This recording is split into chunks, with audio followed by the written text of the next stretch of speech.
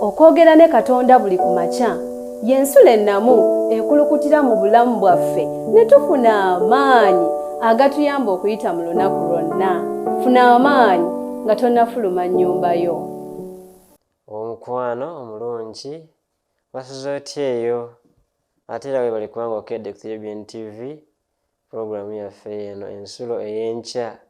Buli nkya tuba tuzze 11:30 n'ekitundu ze tujja entuyiga ekigambo kya Mukama buli nkya.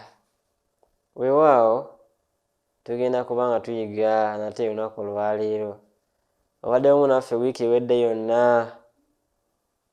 Webale nnyo tuyize ku ssuubi ebisuubizo bya Mukama bye yasuubiza. Weewaawo n'enkya eya leero tuzze n'ekisuubizo ekirala.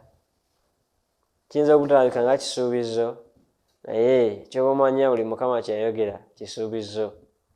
Kuyigiriza kwe kwonna kujjudde ebisuubizo ebigenda okuba nga bituukirizibwa. Olulima lwaffe 182 etwayimbye ngenda kusaba tumalirize nalwo ate nga tandika wiiki eno empya.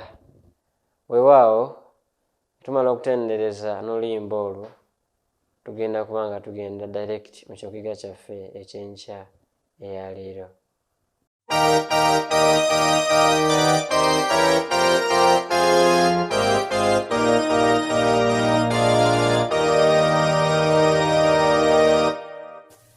Munsi y'abalunule eri ekibuga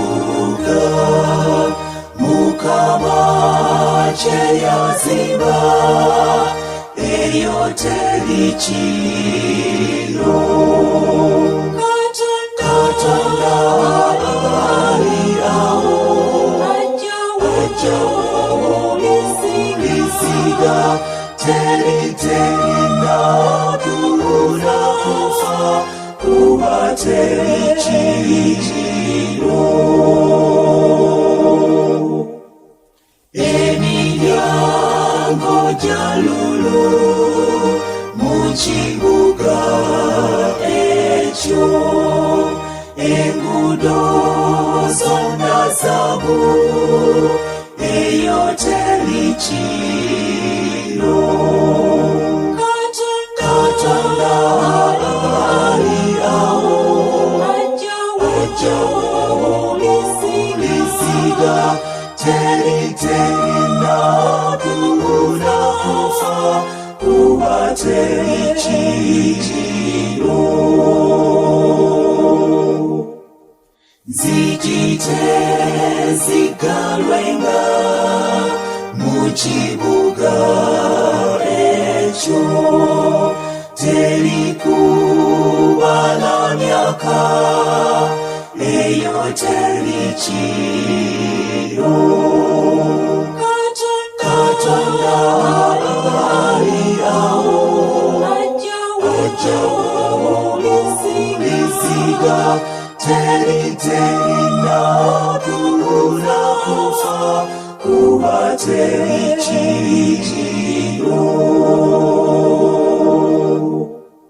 Njuba teyetaagibwa mu kibuga ekyo Yesu musana gwakyo eyo teri kiro.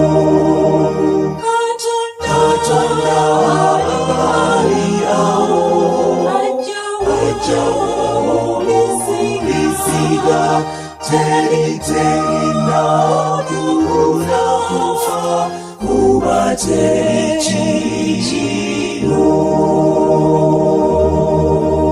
Weewaawo mukwano gwange weebale nnyo kubanga ate otendereza naffe mu luyimba olwo.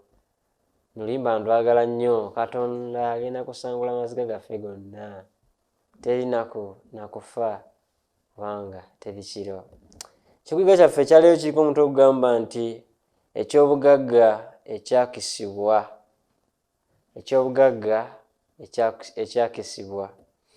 Tugenda kusanga ekyawandiikibwa kyaffe mu Matayo Sura 13 olunyiriri 44.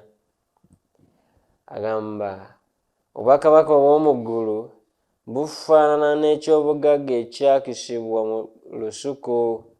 Omuntu n'akiraba n'akikweka, n'olw'essanyu lye n'agenda n'atunda by'ali nabyo byonna n'agula olusuku olwo. Weewaawo owooluganda ono atuleetedde ekyokuyiga ekinyuvu ddala. Ngenda kusaba twewombeke tusabe n'oluvannyuma tugende mu maaso. Mukama Katonda waffe, nkwebaza olw'ekyokuyiga ekirungi ky'oleese enkyeyaleero mu maaso gaffe. Weebale Mukama olwa byonna. Tusaba weeyongere okutuyigiriza, otuyambe tutegeere ekyo ky'otuleeserese enkya eyaleero. Mukama Katonda waffe otukulembere era tuzze bujja mu linnya lya Mukama waffe Yesu Kristo. Amiina. Weewaawo maaso go omuddu wa Mukama Muyinza Edison Kizza Shema, nze nkyaliwo ate okubanga tuyiga enkya eyaleero. Yes, tugambye nti omusajja ono ekyobugagga ekyali kyakisibwa bwe yakiraba n'asanyuka nnyo, n'agenda n'atunda byonna bye yali nabyo n'akola atya? N'akigula. Omuwandiisi waffe agamba nti bwe nali nga nkyali mulenzi muto wamu n'emikwano gyange babiri, Benito ne Gary, twanyumirwanga nnyo okuzannyira mu nkubo z'olubiri olw'Epaloma olwafuuka amatongo nga tunoonyaayo ekyobugagga. Ekifo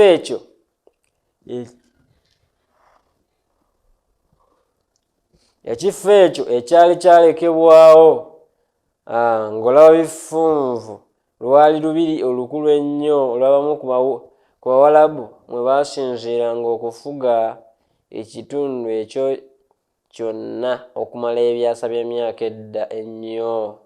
Ebirowoozo by'abaana n'okwesunga bye twalowoozesanga nti mu mpuku ezo wansi mu gafunfugu lumu tulisangayo ekimu ku by'obugagga ekyalekebwa ng'ebinusu ebikadde,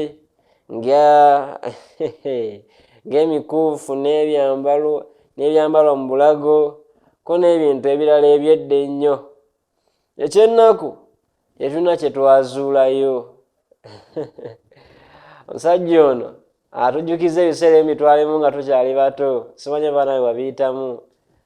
Bwe walondanga 10 oba 5 oba ekintu kyonna mu kifo kyonna, watambulanga nga wutegeerezanga ng'otakula n'ebisubi ng'osuubira tojja kuddamu olonde. Wagendanga mu kifo n'obako ky'olonda nga buli w'oyitawo okikebera n'okyaza kyonna ng'osuubira nti owaaye wano we najja eggulo osanga ne kati wakyaliwo.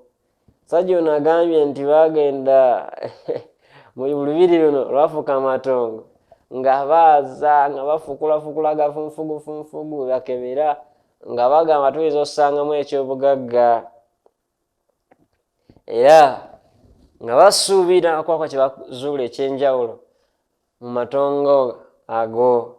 Naye agambye ekyembi tetulina kye twazuulayo. Tebalina kye baafunayo. Kyakuyiga ki kye tuli mu kuyiga olwaleero? Ekyobugagga ekyakisibwa. Weewaawo agamba nti naye lumu mu bubba ne mu kyama bwe twanoonyezanga ekyobugagga, nayita mikwano gyange okugenda mu mpuku z'olubiri olwo olw'Epaloma nga njagala okubagamba ensonga enkulu. Ku myaka 12 egy'obukulu nali nzudde ekyobugagga. Waali wayise emyezi okuva lwe nazuula ekyansanyusa, naye nga nasirika okutuusa lwe nakakasiza ddala omuwendo gw'ekyo kye nazuula. Mikwano gyange ne beesunga bya kitalo. Wewa wakisanzeewa ddi? Mwabaddemu ki? ani yamanyako ng'oggyeko ffe? Kwegamba buli omu ng'alina ebibuuzo bingi. Simanyi nawe osobola okubamu akafaananyi myaka 12 funye ekyobugagga bwe kye walowoozaako edda, naye agambye yasooka n'akyekebejja n'akyetegereza bulungi ng'ayagala kulaba ddala ekyobugagga kino kirimu muwendo ki. Agambye nti yayita mikwano gye ne beekebejja ekyobugagga kino ne bakyetegereza, yagamba gwe sookoleke weewa wekisanze sookoleke wanyifunye ddi mwabaddemu ki? Waliwo omulala yenna yamanyako ng'oggyeko ffe. Kwegamba ng'otwalayo omusajja ono mu kitabo eky'Amatayo Essula 13:44 nti we yalaba ekyobugagga n'asanyuka n'akitereka n'agenda n'atunda bye yalina byonna asobole okuba ng'akola atya ng'akigwa. Omuvubuka ono agambye nti yagamba kampite mikwano gyange mbabuulireko kubanga nzudde ekyobugagga eky'omuwendo. Ng'awulira ddala essanyu ery'enjawulo eritali lya bulijjo ekyobugagga ekyo kyazudde tekirabikalabika. Si kintu kya bulijjo kulaba, si kintu kiri awo kyomala galabalaba. Naye ekiseera kyatuuka ne nkibagamba, wuliriza, nabannyonnyola nti olw'okugendanga ne mukulu wange ku kanisa ya Seventh Day Adventist yali mu kibuga kyewaffe esangibwa okumpi ne bbugwe w'olubiri gwe baakoona ne bazimbawo ekifo eky'okuŋŋaanirangamu. Awo ku mulyango gwakyo ng'oyingira, omusirikale wa poliisi we yakuumiranga, awo bwe baabuuliriranga obubaka obukwata ku bunnabbi bwa Bayibuli. Awo we nazuula abalenzi abalungi abalina omukwano era abagezi, bwe twenkana emyaka, abaŋŋamba ebintu bingi ebikwata ku njiri gye nnali siwulirangako. Awo mu Bayibuli muganda wange gye yali ampadde mwe nazuula ekyo Yesu kye yakola okulokola ensi okuva mu mitawaana gy'ekibi. Kituufu, mu Bayibuli yange mwe nazuula ekyobugagga ekyakisibwa Yesu kye yayogerako mu lugero. Nayita Beito ne Gali bajje tugabanire wamu ekyobugagga ekyo, era ne bakkiriza. Weewaawo omuvubuka ono we yayita mikwano gye n'abagamba nti alo nazudde ekyobugagga ku myaka 12 egy'obukulu ng'azudde ekyobugagga. Agamba bye bayita mu bubba ng'abayisa kwegamba nga bali eri gye badde bugagga, n'abagamba mumanyi nazudde ekyobugagga. Omusajja omuvubuka omulenzi, sijja muyita musajja, omulenzi ono omuto myaka 12 n'agamba nti nzudde ekyobugagga. Mu kukyamuukira nga balowooza kya bugagga gold, zaabu, feeza. Omuvubuka agambye bamunnyonnyola ebigambo ebyamukwata ku mutima eby'obunabbi. Bamunnyonnyola ne bamuwa ebyawandiikibwa bingi mu kigambo kya Katonda. N'awulira nga alina bimukutte omubabiro, n'awulira nga alina takyasobola kubigumiikiriza, n'awulira nga bimukutte ku mutima, n'awulira nga enjiri emusendasenda. Bayibuli egamba nti okwagala kwa Kristo kumpalula.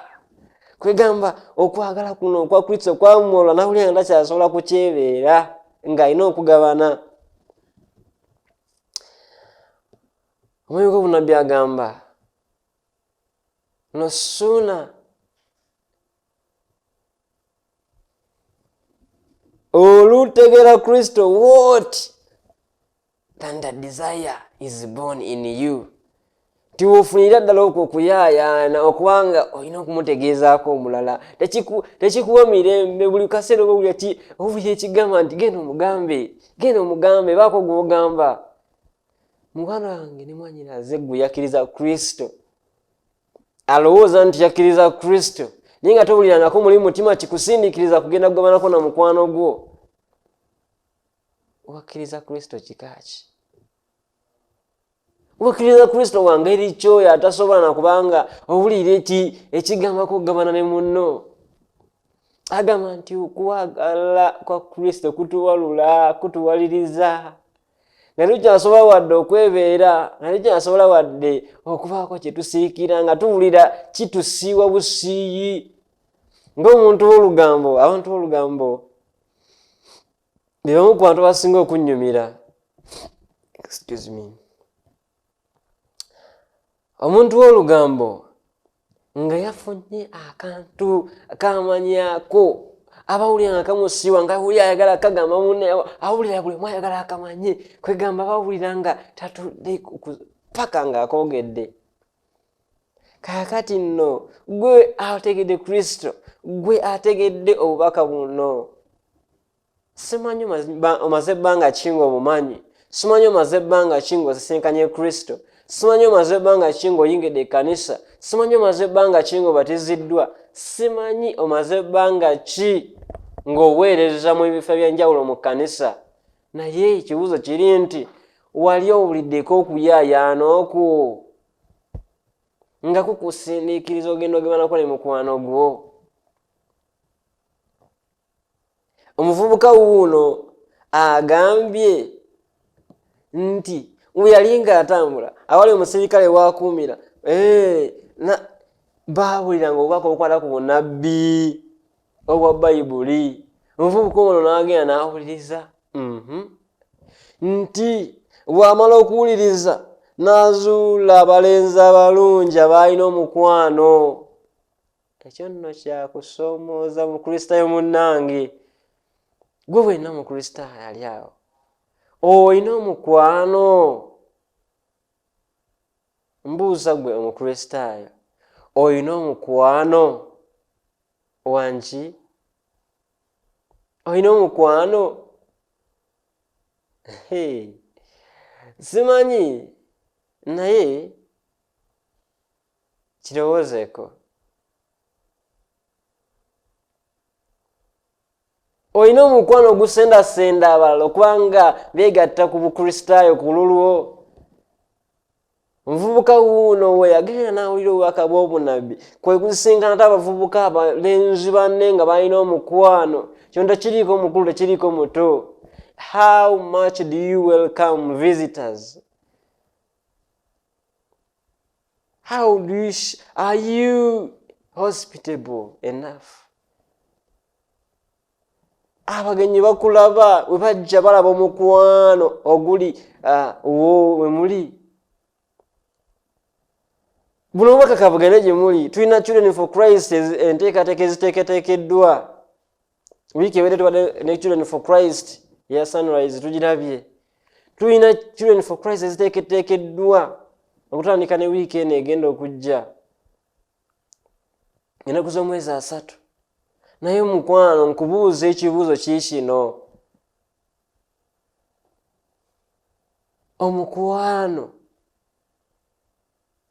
weeteeseteese okulaga omukwano abagenda okujja nabo balaba okwagala kwa Kristo okuyita mu ggwe. Omukwano gw'olaga kukola kinene. Omuvubuka wuuno agambye yasanga abalenzi abalina omukwano, abalenzi amagezi. Ne bamubuulira ebintu ebikwata ku njiri ya Kristo bye yali tamanyi. Obeera ne mukwano ogw'onyumya emboozi kika ki? Onyumya ku mboozi ya Kristo oba naawe onyumya gabuuziboozi gammwe gali? Ganyumya n'abasajja abalala abatali bakristaayo, ganyumya n'abantu abalala abatali bakristaayo, naawe gweyagala anyumye naawe. Emboozi yo keba emboozi enjawulo. Nti bw'aba anyumya n'abakristaayo kalabe nti kituufu onyumya n'abakristaayo, nti waba onyumya n'abantu abatali bakkiriza kalabe ekituufu nti kati ssaawa zino benyumya nabo si bakkiriza. Leka wabeewo enjawulo. Let there be a difference. Yes, let there be a difference between a Christian and a non-Christian. Temubeeranga mboozi munyumya ze zimu. Ayogera mboozi za Arsenal, Man U, wajja ne bakristaayo ze mboozi zimu zagenda okunyumya. Ayogera mboozi za biboozi. Talina wagenda kusobola kubeera naye ne banyumya ku Kristo. Kwegamba ng'emboozi zagatta ne bali naawe zagatta naawe. No, let there be a difference. Amanye nti yes, ono mukristaayo. Ababuulizi abalenzi abato baabuli omuvubuka ono enjiri kwe kugenda n'agamba mikwano gye. Wulira, mikwano gye gyali girowooza azudde ekyobugagga ffeeza, azudde zaabu, azudde bino bye baali baagala bibulingi ebyokwambala mu bulago, ebyokwambala ku mikono. Agambe n'asooka n'agamba nendyoka nkibagamba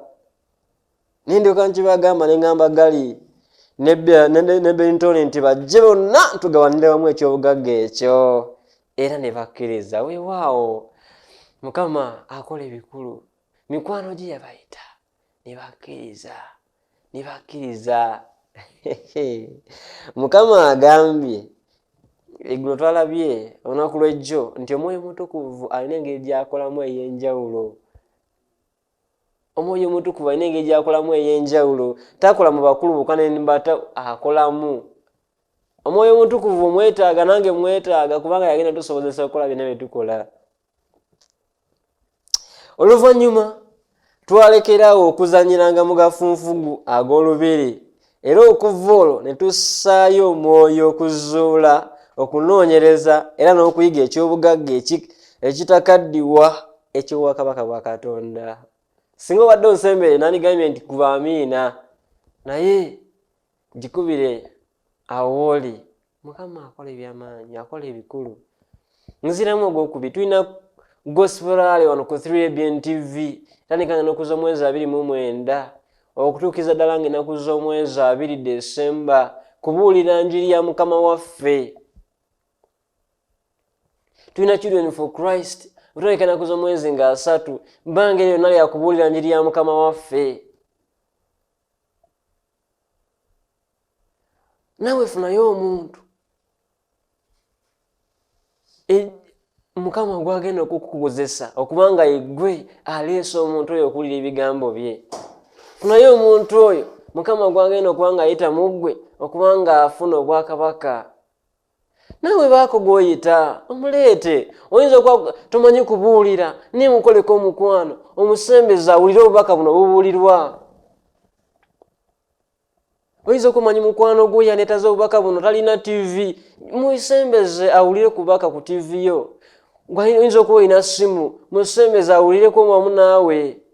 Osobola okuteekako ekizindalo mu biina n'oteekako obubaka obwo obw'enjiri eno ey'emirembe n'emirembe abantu tebabutegeera. Enkuŋŋaana za Children for Christ, leeta mikwano gyo, leeta ab'eŋŋanda bo, leeta buli omu akusemberedde, bannayiba bo baleete bawulire obubaka buno. Obubaka buno tebutegekeddwa bantu bayigayiga edda, butegekeddwa omuntu alina okuyiga, yeetaaga okutegeera, yeetaaga okukyusibwa, yeetaaga okuyambibwa. Oyinza okuba gw'olaba nga atabwetaaga, leeta kale gw'olaba nga abwetaaga yayige. Kubanga at the end omukisa gwa Mukama kujja kubeera wamu naawe, ojja kubeera wamu naye, era bingi ebigenda okuvaamu. Bano abavubuka abalenzi abato baasalawo ne balekeraawo okuzannyiranga mu gafunfugu nga banoonya ebyobugagga, kubanga bali bazudde ekyobugagga ekisinga ebyobugagga byonna kyekyobwakabaka bwa Katonda obutakaddiwa. Ekyawandiikibwa kyaffe kyagambye obwakabaka obw'omugulu bufaanana ng'ekyobugagga ekyakisibwa mu ttaka. Omuntu n'akiraba n'akikweka n'olw'essanyu lye n'agenda n'atunda bye yali nabyo byonna n'agula olusuku olwo. Ekyobugagga ekitakaddiwa bwe bwakabaka bwa Katonda. Kifulaba Bayibuli egamba mu Matayo 6 olwa 33 nti sooka onoonye obwakabaka bwa Katonda n'obutuukirivu bwe, n'ebirala byonna binaakola bitya? Binaakongerwako. Muganda we nawe mwanyinaze, osazeewo ki olwaleero? Osazeewo nawe okubanga otwala ekyobugagga kino ekitakaddiwa? Osazeewo nawe okubanga okkiriza Mukama n'afuga obulamu bwo? Osazeewo nawe okubanga okkiriza okubeera nga bano abavubuka bato abagamba nti tetukyaddamu kunoonya kya bugagga kirala, tuzudde ekyobugagga ekitakaddiwa eky'obwakabaka bwa Katonda? Weewaawo ne leero nga wayise emyaka egisoba mu 6, ffe abasatu ab'emikwano tukyagenda mu maaso n'okuzuula obugagga obulala obwakwekebwa mu kigambo kya Katonda. Weewaawo ekisa kya Katonda ekitenkanika obugabirizibwe era n'ebisuubizo bye. Mu kigambo kya Katonda mwokka mwe muli obw'obugagga, era mulimu obugagga bungi nnyo, naawe obubwo mwe buli. Tegaleka omutima gwo okubwezuulira olwaleero. Muganda wange, ekigambo kya Katonda gwe musana eri ekkubo lyange. Thy word is a lamp unto my feet and a light unto my path. Ekigambo kya Katonda wekiggulirwawo kireeta amagezi n'okutegeera era batalina kutegeera. Ekigambo kya Katonda ky'amaanyi. It is quick and powerful. It is living and powerful, sharper than any two-edged sword. Ekigambo kya Katonda kikozi era kisala okusinga ekitala eky'obwogi obubiri. Oye Katonda waffe. Muganda wange, nsuubira nti naawe wandyagadde okuba nga ogulawo omutima gwo okuba ng'ozuula eby'obugagga ebiri mu kigambo kya Katonda. Nga abavubuka bano bwe baasalawo ne bagamba tuddamu kunoonya bya bugagga birala, tutegedde eky'obugagga ekisingako. Naawe weeweeyo ozuule olabe obugagga obuli mu kigambo kya Katonda. Mukama akuwa omukisa. Katombeke tusabe. Mukama Katonda waffe, tukwebaza kubanga otubikkulidde obugagga obuli mu kigambo kyo enkya eya leero. Tuluŋŋamye otusobozesa ate okutambula ng'okwagala kwe kuli. Tusaasire Mukama Katonda waffe, otusobozesa okuwangula, kubanga omulabe Setaani naye yeeteeseteese ate okutulemesa. Tubatusaba Mukama otuwanguze, osobozesa okutuwako kyekisingako obulungi, ate era n'okweyongera okuzuula amazima g'omu kigambo kyo, okusobola kwaffe okuyita mu linnya lya Yesu Kristo omulokozi waffe. Amiina. Weewale nnyo kubanga ate obadde wamu naffe, Mukama. Okwogera ne Katonda buli ku makya y'ensula ennamu ekulukutira mu bulamu bwaffe ne tufuna amaanyi agatuyamba okuyita mu lunaku lwonna. Funa amaanyi nga tonnafuluma nnyumba yo.